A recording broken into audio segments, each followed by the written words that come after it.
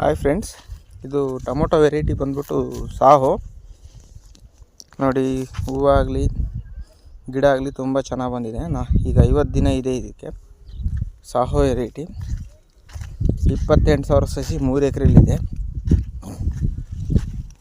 ಈ ಥರ ಇದೆ ಈಗ ಸದ್ಯಕ್ಕೆ. ಇನ್ನೂ ಒಂದು 25 ದಿನ ಮೇಲೆ ಬೇಕು ಶಾಂಪಲ್ ಬೀಳೋಕ್ಕೆ. ತೋಟ ಈ ಥರ ಇದೆ ನೋಡಿ ಸ್ನೇಹಿತರೆ.